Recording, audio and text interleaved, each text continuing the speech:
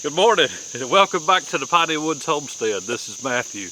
Today we're going to get back on Rosie's lot and get that fence wire completely pulled, take down some old fence, get it moved, get it tied in, and Lord willing, we'll be done with that today before we get so hot that we just don't know what to do with ourselves. We got to get over here and get some jalapenos picked. It's going to be our last picking of the year. We're going to pull those plants out of the one big bed that we have them in so we can get something else going. We've also got to get up and check on the grapevines and get those grapes picked because Lisa makes some fantastic homemade jelly that I like to slather on my biscuits in the morning before work. So we're definitely going to get up there and do that. But before we get too busy, we got to take care of the animals real quick. So we'll knock that out and we'll get on into today's project. Thanks again for hanging out with us. Hope you enjoy it. First thing we got to do is take care of these meat birds real fast. They're going through the water and feed, so we're going to get them straightened out and get on to the next thing of the morning. A little more water down here at the end.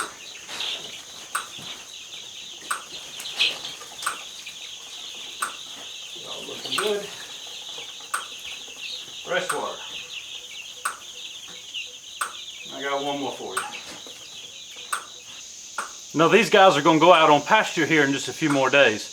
Even though it's 90 degrees during the day plus, it's still cool at night, and we want them to get just a few more feathers before they go out. But in a few days, they'll be out on grass. Good morning.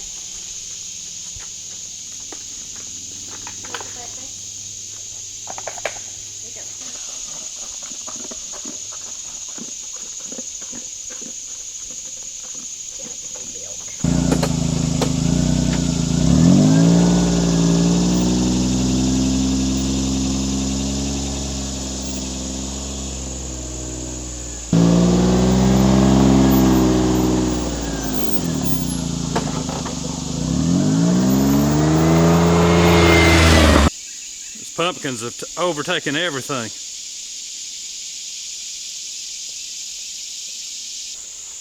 What kind of pumpkin do you have right there? A mammoth. Mammoth gold. Yes.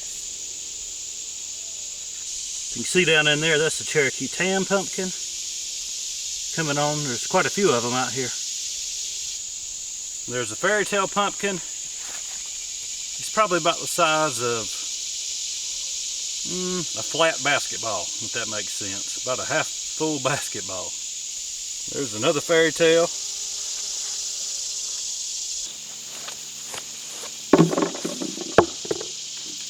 There's just a ton of them. We're getting every single last one if we can.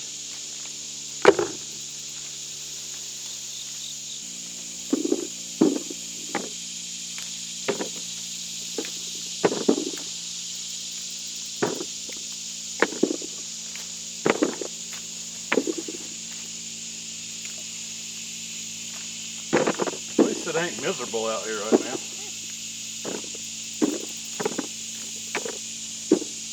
But it will be.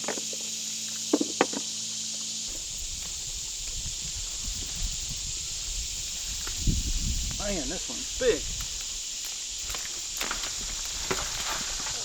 Look at it.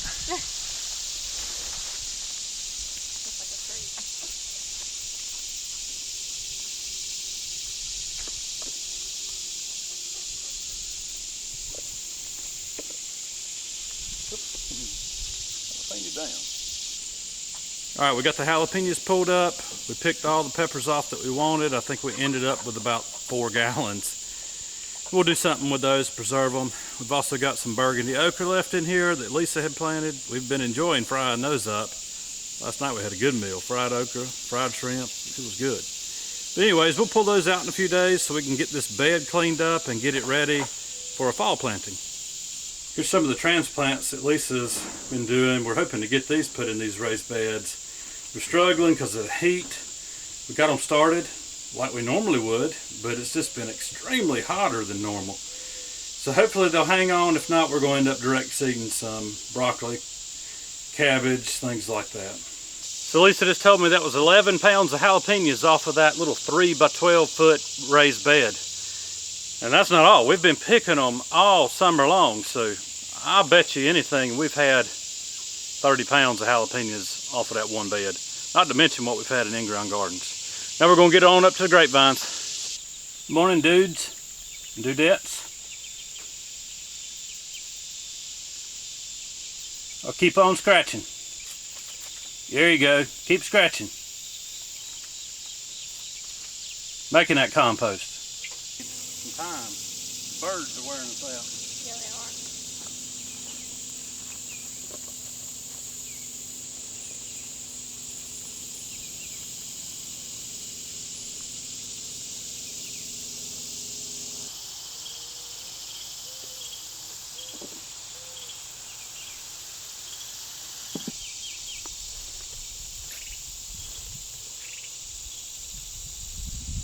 That's pretty good. So the birds are wearing us out up here in the garden. I've been seeing them on the vineyard. I've been seeing them perched on the wires, and they're wearing us out. So we're going to see if we can figure out something to maybe keep them off.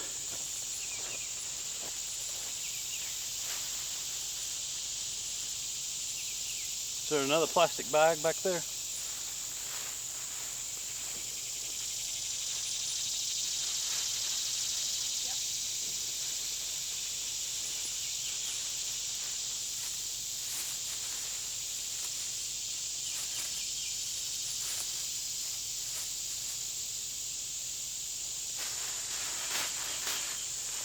So we tied up some white plastic bags along this one row of scuppernongs. I know that if you put a plastic bag, a white one, on top of a pole, you can get chickens to go back into their coop really easy. I think it's a bird of prey. So hopefully this is going to save some of our scuppernongs.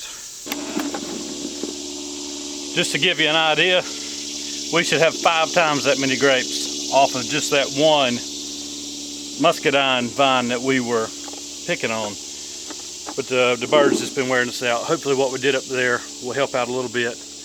Now we're going to get on down here and get to working on fence for Rosie. All right, now that the fence is off, we cut it off before we came down here, and we'll make a couple of cuts and get a small section tied in before we move on to the big work of the day. All right, so this new little section up here near the Farrowing barn is tied in now. Still got to get some boards milled to close this section in. All right guys, so several hours into it, we've got our high tensile steel ran for this new section of fence. We've also got a 17 gauge ran up there a little higher. It's taken several hours working out here in the woods, weaving between stuff, but we've got it going pretty good now. So now what we've got to do is finish putting a few boards in place and get the old fence down so that Rosie can start learning how to get to this new stuff. All right, so what I'm doing right here is just taking some true 2x4s and walling this up enough that any pigs can't get through this little section where the chute's gonna run. This is the last thing we have to do, and then we'll be done and can get all that old wire and mess out of Rosie's lot and open all this pasture up to her. So hang around, we're gonna see if we can't finish it up. All right, so in true country boy fashion, now we got it walled off and 2 more little strands of electric there. So Rosie's going to be staying put in her farrowing area and in the pasture when she gets turned out later on.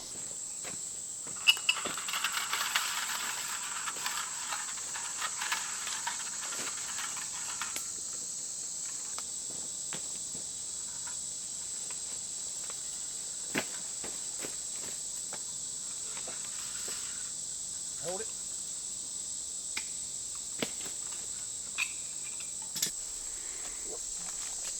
All right, and everything's done inside of here in the training, or not the training, but the farrowing area. Oh, we're getting tired and we hot, but we got a lot to keep going on.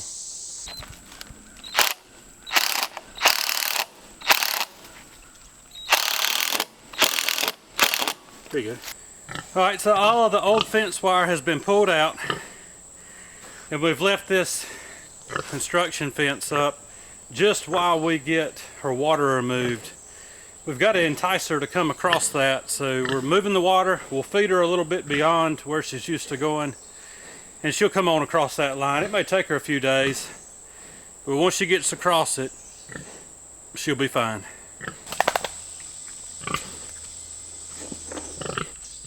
You can't tell it from looking at her with the mud on her where she's been underwater, but all 4 of Rosie's feet up to her ankles are white. And she's got a big white streak that runs up her nose, but it's covered in mud right now. And she's bred to a prized Hereford boar. And she should make some beautiful babies. Ain't that right? Ain't that right? And guys, right here is proof you ain't got to dig no hole for your pigs to make a waller. They'll dig one out where they want it at. And hopefully it's not in a place where you don't want it. Now guys, if you're curious, we do bucket feed Rosie. We do have a free feeder out here, and that feeder is made by Hog Slat. Now we use that free feeder when we're topping out hogs. And what we have found is they're going to eat about 6.5 pounds of feed a day when you're topping them out. We've done that math because we know how much the feeder holds, we know how much they consume before it's empty. And so we know that it's about between 6 and 6.5 pounds a day. And we'll use that when we're topping out hogs in probably the last month that we're doing that, maybe sooner. But it works really good, and if you're going to get one of these free kind of feeders, the 2-hole feeder like that, you can do 4 pigs on it. You can do more than that, but if you want them not to fight over the feed, I would say in our experience about 3, 4 at the most to top it out on that one, or you'll be filling it up every couple of days anyways. But we're not sponsored by Hog Slat or anything like that, but it's a really sturdy feeder, good hardware, good stainless bolts. Nothing cheap about it, and I think you can still get free shipping on them if you're needing one.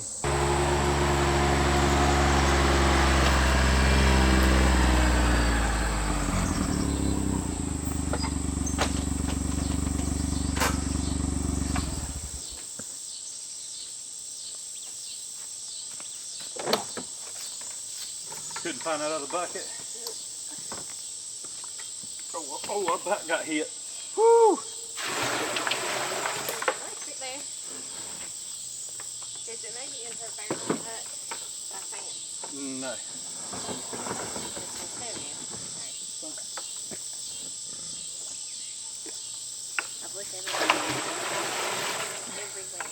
All right, guys, so thanks for spending a little bit of time with us today at the Piney Woods Homestead. We got this fencing done. Completely done. Thank you, Jesus. We're getting the water removed and set up at the back side of the new fence, which is only about 30 feet from where she's at right now. So once we take that construction fence down, we'll start feeding her a little bit further and further beyond that.